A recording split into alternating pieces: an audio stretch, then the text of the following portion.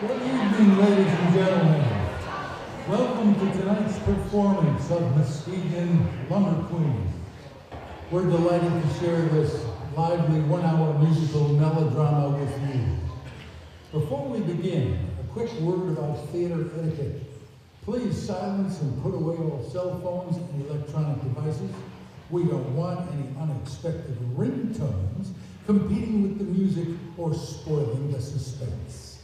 Now, this is no ordinary show. A melodrama thrives on audience participation. Tonight, you are encouraged to cheer for our heroes. Clap along with the good folks of Muskegon, and yes, boo and hiss at our villain when he tries to spoil their happiness. Your voices will help bring the story to life, and we invite you to have fun with it. At the same time, we ask that you keep your reactions joyful and in the spirit of good humor, so that everyone can enjoy both the music and the mayhem together. So, settle in, make some noise when the moment calls for it, and get ready for an evening of romance, rivalry, and rousing fun with Muskegon Lumber Queen.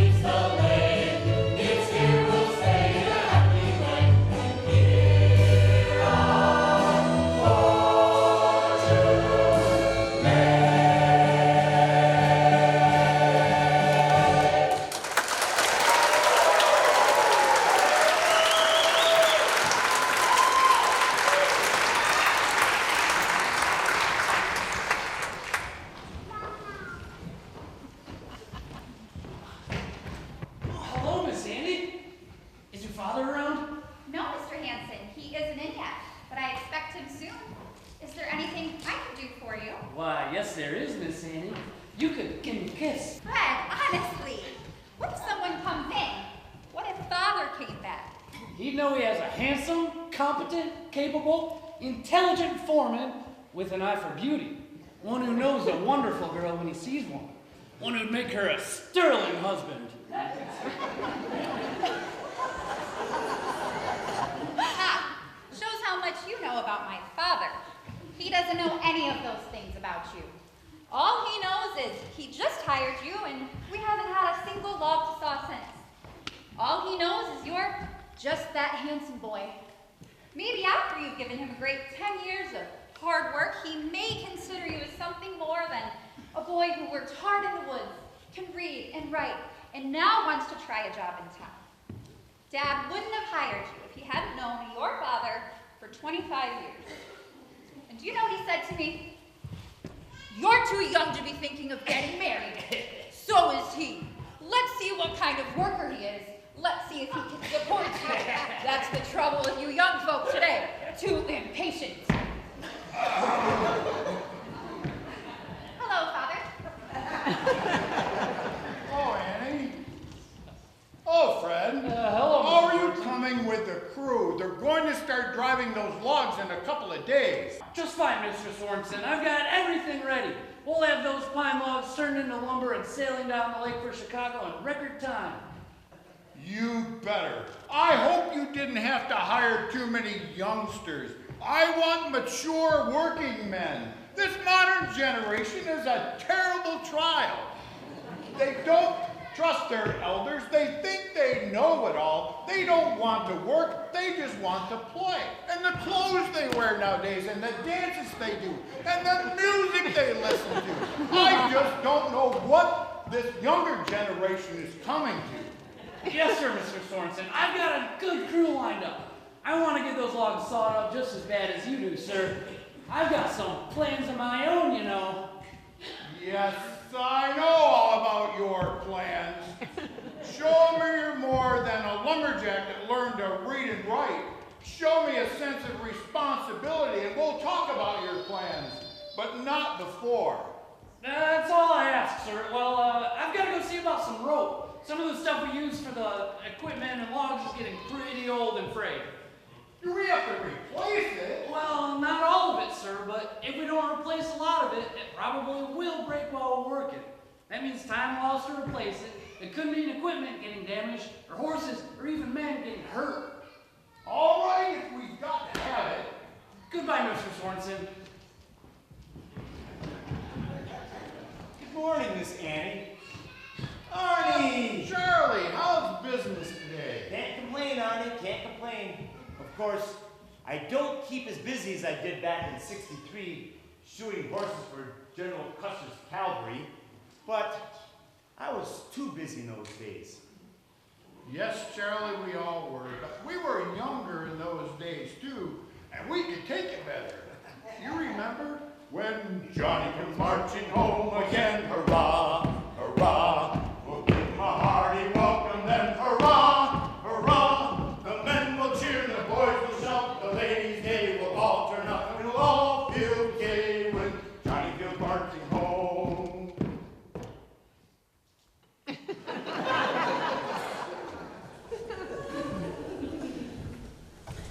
Well, Charlie, the Army of the Potomac is a long way behind us. What can I do for you? Well, I don't like to be dunning you, but I've got expenses of my own, and that's a pretty big bill you've got. You know, my boy ran off to go steamboating on the lakes. I don't want to work blacksmithing anymore, he told me, and ran off on the steamboat. Anyway, I've got to pay my help more than what they're worth. Yes, Charlie, I know. Everyone's expenses are high. So are mine. But I've got a big shipment of logs leaving the Nuevo area any time now. And when they get here, we'll cut them into logs in a hurry, and I'll pay you and everyone I owe. Okay, honey, I know you're good for the bill, but one thing worries me. What happens if something happens to those logs and you can't meet your contract? Well, Arnie, I don't mind telling an old friend like you that I'd be in trouble. It wouldn't mean losing the mill. But Charlie, I'll tell you something you can believe. Even if I should go bankrupt, I'll go to work somewhere and pay off every red cent I owe. But don't worry, the logs are coming and I'll get out of this hole. If you're a little strapped, Charlie, I can give you a little something on account. No, Arnie, I can pay the grocery bill a little longer. But the price of iron has gone up something fierce, and coal too. You wouldn't believe what I'm having to pay for coal these days. It seems like prices just keep going up and up since the war. Oh, I know, Charlie, I know. When's it going to end? And with this madman we've got in the White House now, I don't know what the world is coming to. We elect people into Congress and legislature, and all they do is spend money and raise taxes. Amen. Hello, Miss Annie. I'd like to speak with your father. Oh, come in, Mrs. Kelly. I wager I know what you're here about, my past due bill. No need for discretion, Charlie's here for the same reason. But somehow the conversation turned political. Say, Mrs. Kelly, what's your take on the current administration? Oh, no, I won't get roped into that. Give my opinion, lose a customer. Politics is bad for business. You're a smart woman, Mrs. Kelly. Now, about my outstanding bill, I've got a drive leaving Nuevo shortly, and the logs will be here in just just a few days. So I'll be able to pay you in full in a week or two. I know you're good for it, Mr. Sorensen. I'd just like to remind you. Well, I got to run. I'm a very busy woman, you know. No time to discuss the mess our politicians are making of this country. Oh, much too busy. Good day, Miss Annie. Mrs. Keller, hold on. I need to know what you think. Look at that woman scoot. Didn't know she could move that fast. Something that said, Kelly, Mrs. Kelly.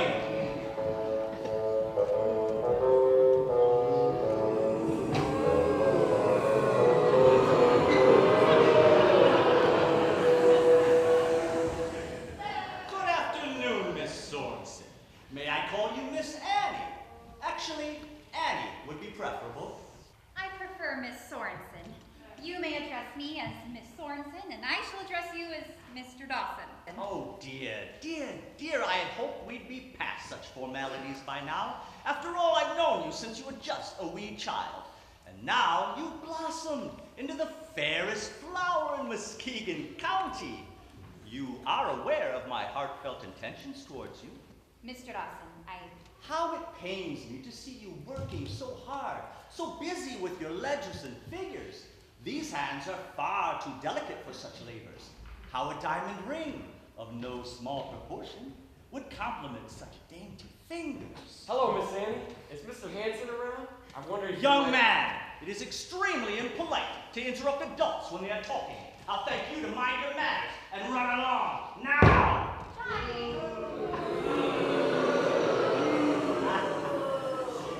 Mr. Dawson, he's gone. Shouldn't have been so abrupt. The boy didn't mean anything. He just forgets. I am very sorry if my concern has caused you any embarrassment. I am duly chastised. Ah, Mr. Sorensen, good afternoon, sir. I was just visiting your lovely daughter while you were otherwise occupied. Yes, Anson, good to see you. Busy, you know. I have to get ready for those logs. Did you get the bank loan? No, but I'll manage now. As soon as the logs get here, I'll be in business. It's just a few days now. Why, you're a mill owner yourself, Dawson. You know that one good contract and I'll be in the clover again. Yes, Mr. Sorensen, and you're fortunate to get that first shipment of logs. I do wish you would allow me to extend some credit to tide you over, though. Of course, once you get your logs, I may need some credit myself. After all, I have to wait for the second drive. Well, no fear of that. At least I hope not. If you want to marry my daughter, you shouldn't be in debt to her father. Oh, no, sir. I run my business the same way I do everything, with a firm hand and a watchful eye.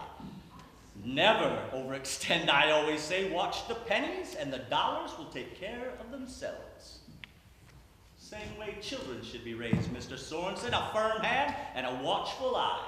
Spare the rod and spoil the child, my father always told me, and I never knew him to be wrong.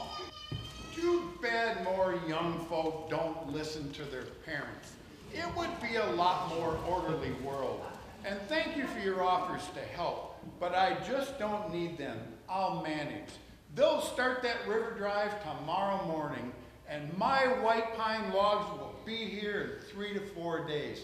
So in a week, they'll all be magnificent pine planks on their way to build homes and stores and churches on the plains to the west. I'm mighty glad you don't need any help, Mr. Sorensen, but if you ever do need anything, don't hesitate to ask. And keep my request in mind, please. Good day, Miss Annie. Perhaps someday you will relent and allow me to accompany you to worship, or perhaps to an ice cream social. Perhaps, Mr. Dawson. Perhaps. Good day, Mr. Sorensen. If there are any services that I can offer, don't hesitate to ask.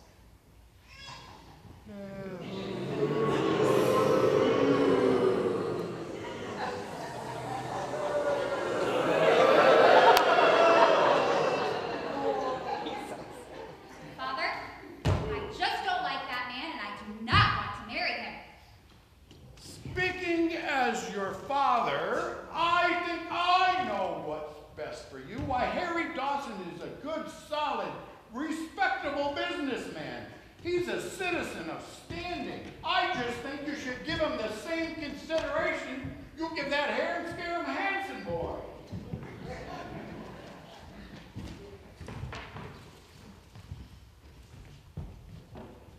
Please, sir, have you seen Mr. Hanson? Ha! Away, you little!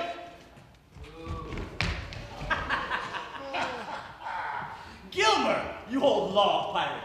Meet me at the Canterbury house in an hour.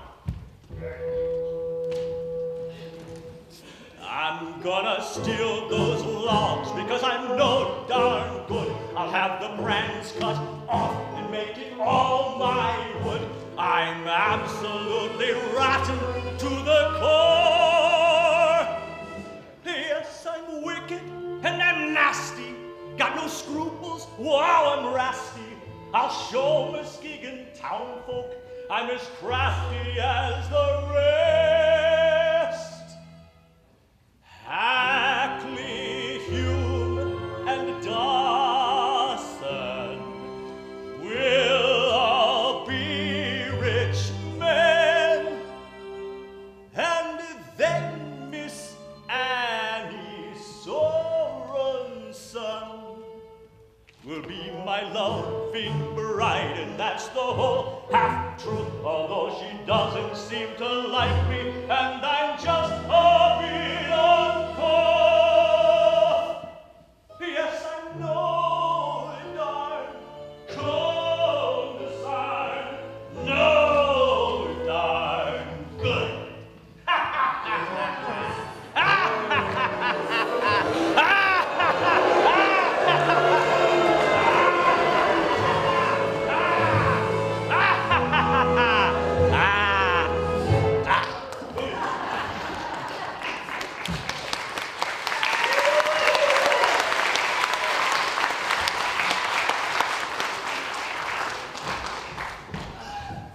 Hello, Sam.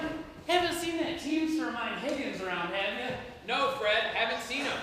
Want a drink while you're here? No thanks, Sam. I've got a lot of business to attend to. Some other time, all right? I wish I had a lot of business to attend to. Winters here are slow. But with spring finally here, I guess things will pick up. The ice is out, the snow's melted. I guess the first river run of the year will soon be here. I can't wait for those loggers to arrive. Nothing like rivermen in town to spend money, I'll tell you. Why don't you stick around?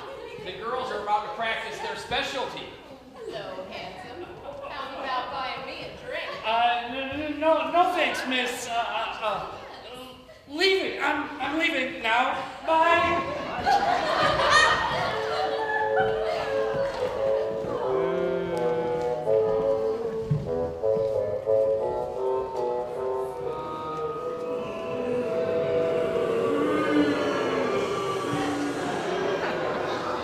Gilmer, the plan is on.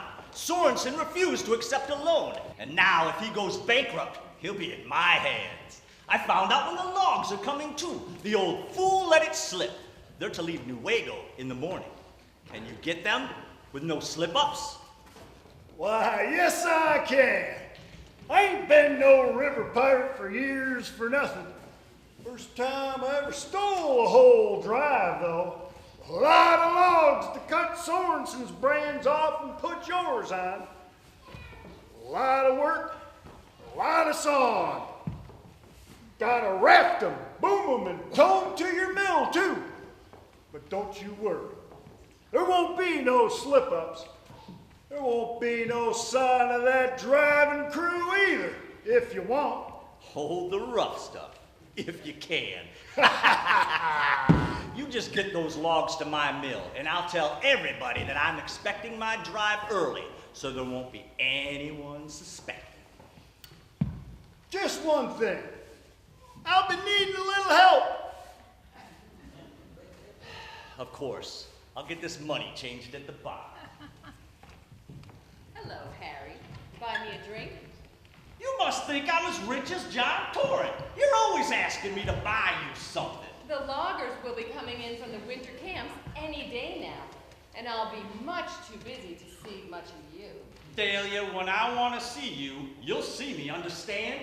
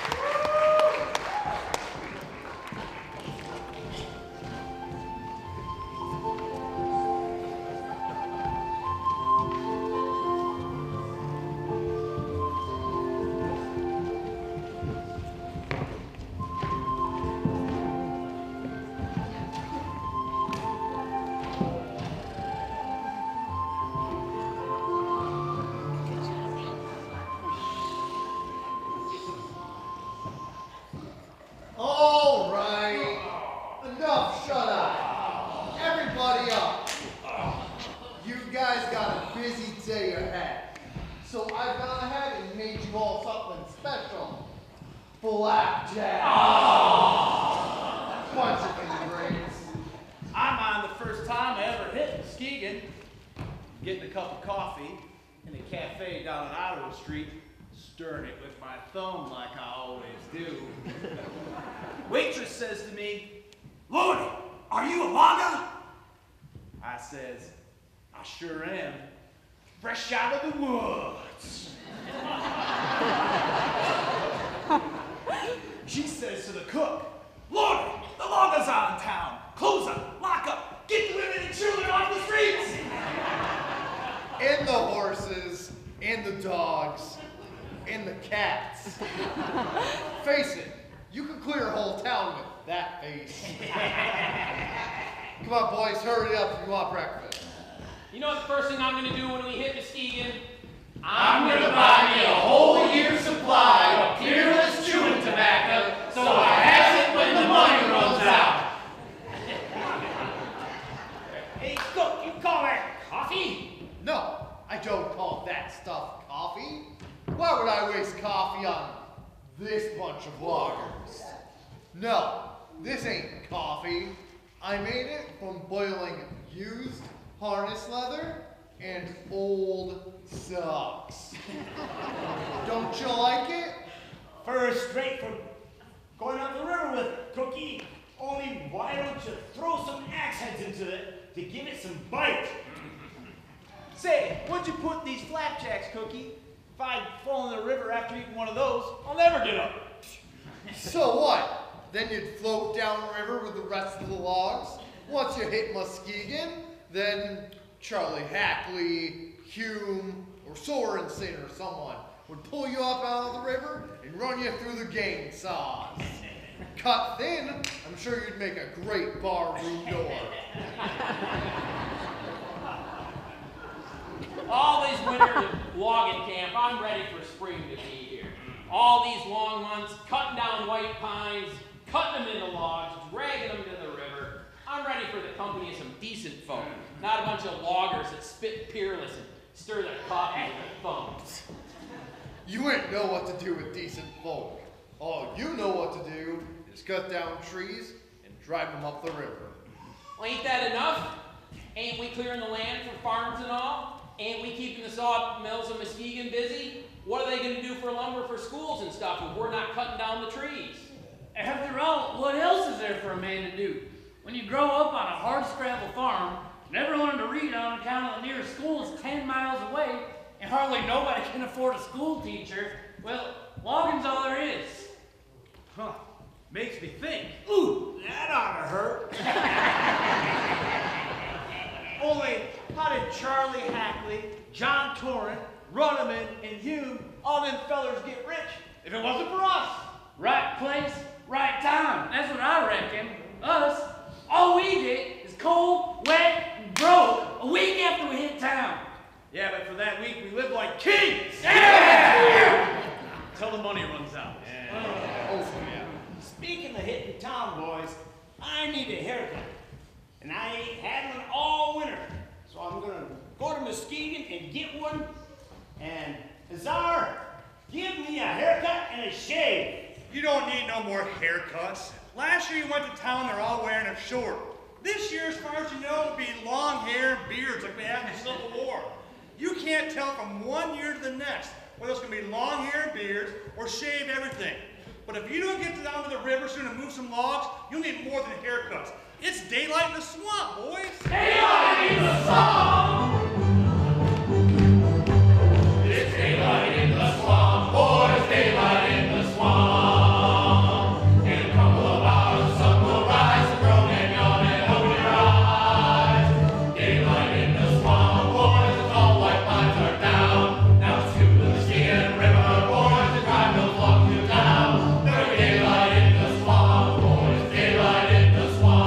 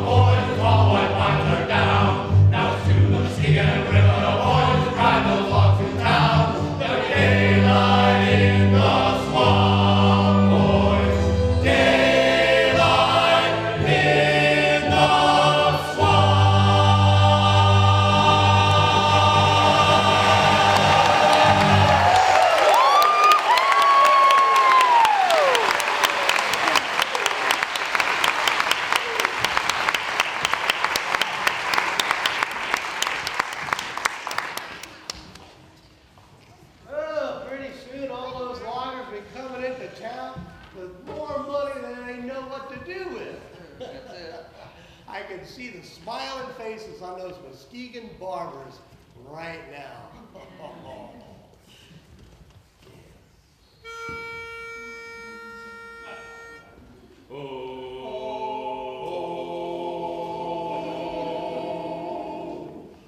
Oh, goodbye your mustache and your sideburns. Farewell that old goatee, goatee, my brother. Now that the north-south war is over, face is clean and hair is shorter. Face is clean and hair is shorter. I'm gonna sit you in my barber chair, strop that razor to a hoe, strop to a hoe. So goodbye. Farewell. So long forever.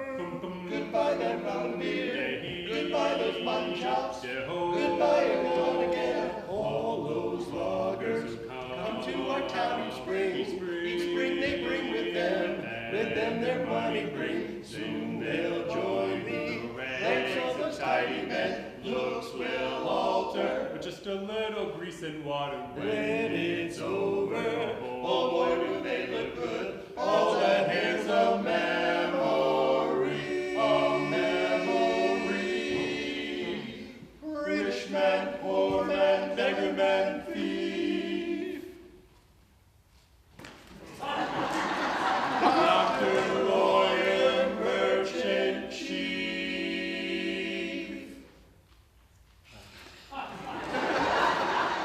We all are bound for. Goodbye your mustache and your sideburns. Farewell that old goatee, goatee, my brother. Now that the north-south war is over, face is clean and hair is shorter. Face is clean and hair is shorter. I'm gonna sit you in my barber chair, strap that razor to a hoe, strap to a hoe.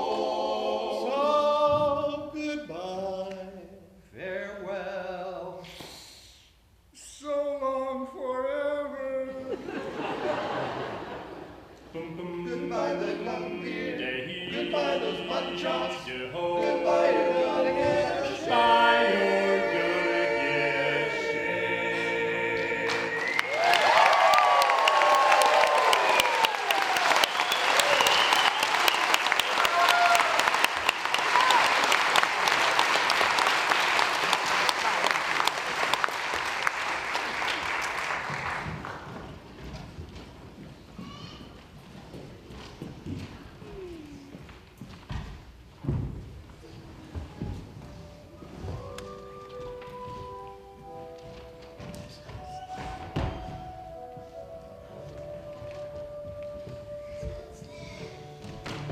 Fred? Annie, is that you? Oh, I'm so glad to see you. How are you tonight? Isn't it pretty out here? Oh, yes. Muskegon Lake is so pretty at night. It's pretty in the daytime, too.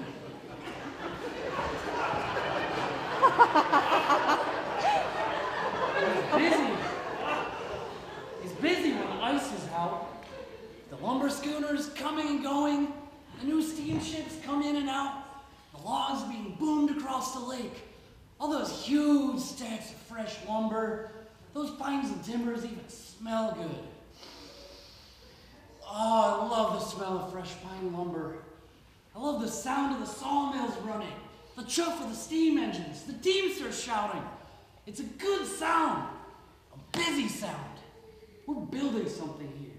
They call Muskegon the Lumber Queen, and it's all good. They're opening up a whole new country out to the west. They're opening up all that land to settlers, and they need lumber for building. Your dad and I were talking about it the other day. He's not like some men like that. Harry Dawson, for instance. He doesn't see those logs as dollar signs. He sees them as buildings, as communities, as homes where people can be happy, as wagons and ships and furniture and schools and churches and libraries and, oh, just everything. Annie, I know I get a little carried away when I talk about things, but we're helping to build a whole new lot of cities right here in Muskegon. And I want to build a new life here with you.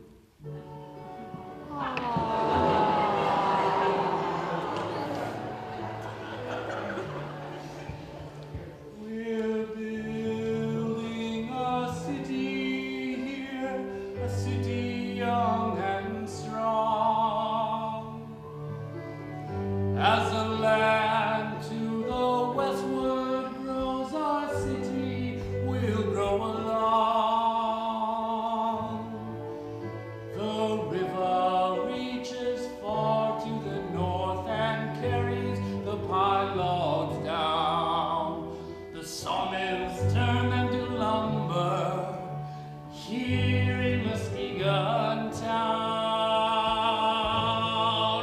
Oh, where the logs come down to Muskegon town, where the river meets the lake. It's here we'll stay in a happy way and love for true love's sake. We met by this lake, and here we learned to love. My heart fits with your heart as a hand within a glove. My love is long as the river and broad as the deep blue lake. So come and be my loving bride, and a new life we will make. Oh, where the logs come down to Muskegon town, where the river meets the lake. It's here we'll stay in a happy way and love for true love's sake.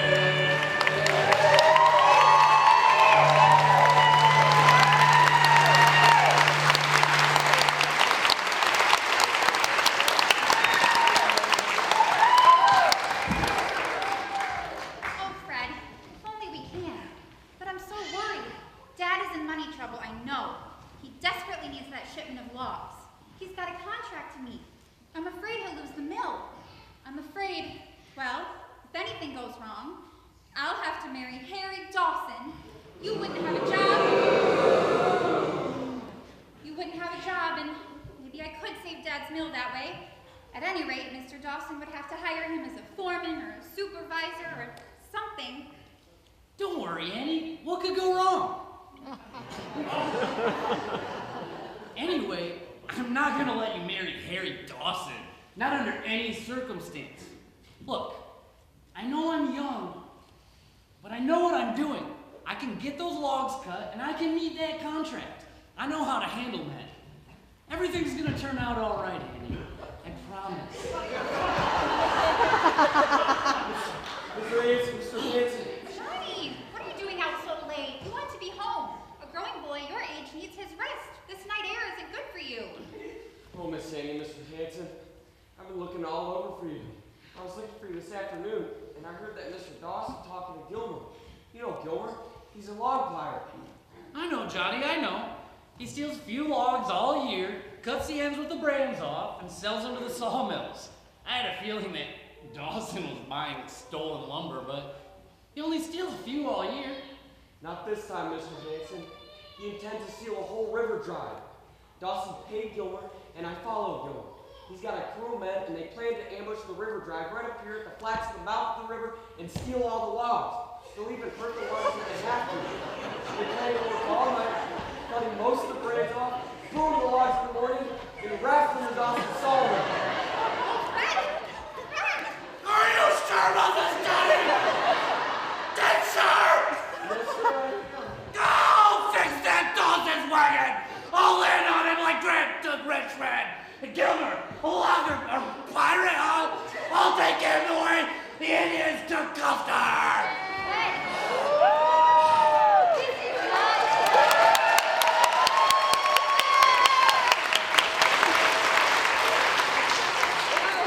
This is not the Wild West. This is a civilized land. You can't go settling things with your fists. That's what we have police for and courts. Don't go taking the law into your own hands. All right, Annie. But I'd still like to get just one punch. Come on, Johnny. We're telling your story to the police. My hero.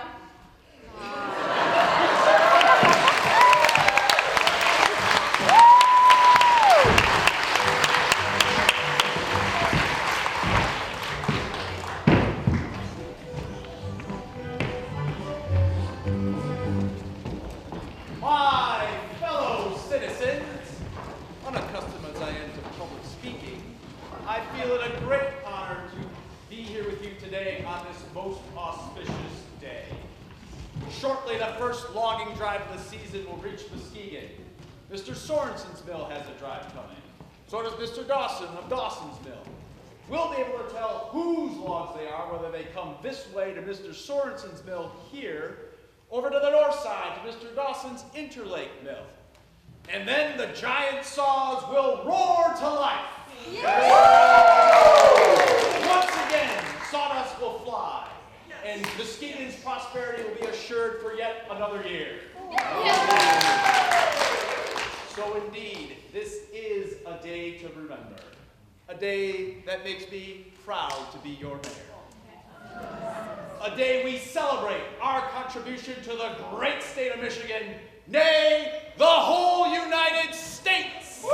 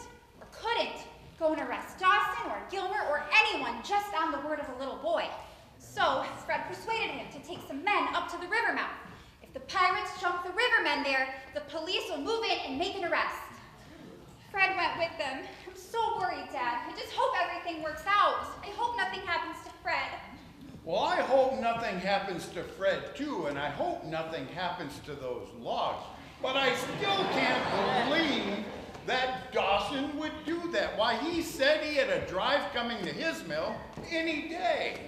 I know, Dad, but there's no such drive. He planned to steal your logs, and the whole story was just a cover-up. What? I believe I see the first logs now. Hand me my telescope there, my good man. Ah, yes. The logs are coming out of the river and into Muskegon Lake. Now the loggers are in sight.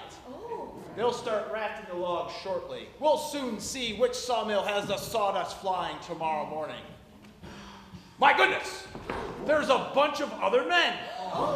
They're fighting with the loggers. loggers are being beaten. They're badly outnumbered. Why, that looks like Gilmer the Log Pirate. Good heavens! Now there are policemen everywhere. They and the loggers are fighting the other men.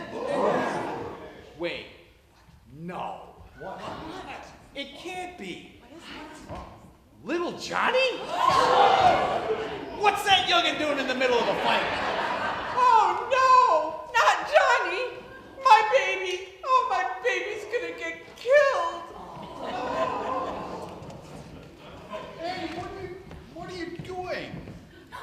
Now the police and the rivermen are winning. Did you see what Fred just did to Gilmer? No, what? The others are trying to run away. They're trying to catch them. They've got Gilmer. Well, I'll be. That Hanson boy is doing a good job. He reminds me of myself 25 years ago. Oh, now the rivermen are starting to raft up the logs. The fighting's about over now, and they're pointing over toward my mill.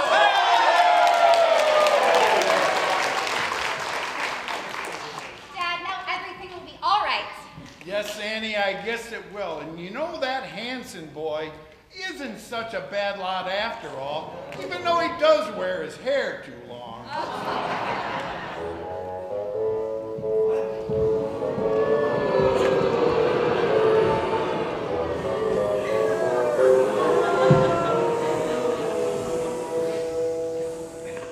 What a fine day in our burgeoning young city.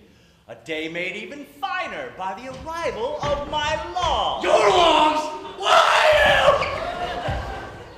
Let me handle this, Mr. Hanson. Oh, why, you crummy little urchin? You just wait till I get my hands on you. Mr. Dawson, I thank you not to touch my son.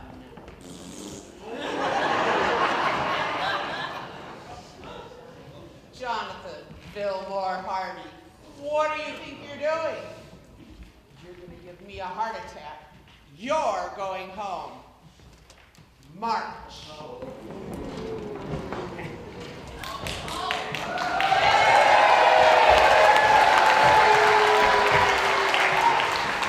Is this the one? Yes, he's the one that paid me. He wanted those logs stole and taken to his mill.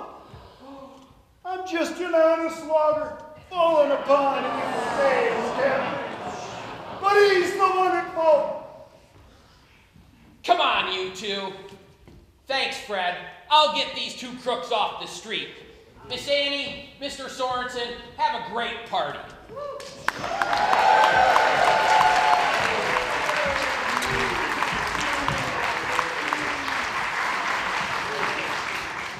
Mr. Sorensen, with your permission, I'd like to accompany Annie to the picnic for a while. I'm gonna be mighty busy starting tomorrow morning. Sounds like you've been mighty busy for some little time now. Take my daughter to the picnic, and have a good time. I'll meet you at the mill in the morning. Once those pines are turned into sawdust and boards, well, maybe we'll talk about those other plans you two have in mind.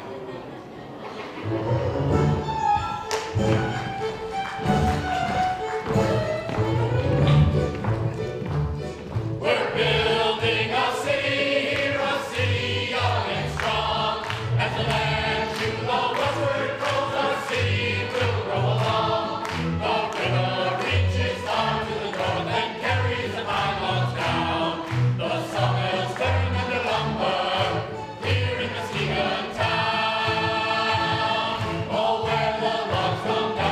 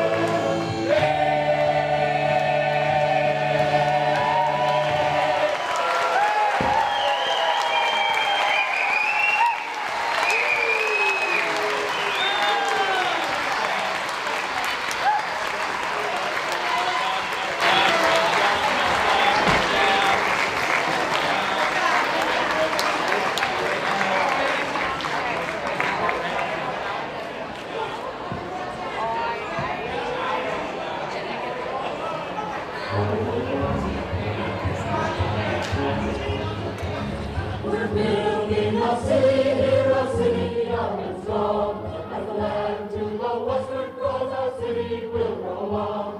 The river reaches far to the north and carries the fine logs down.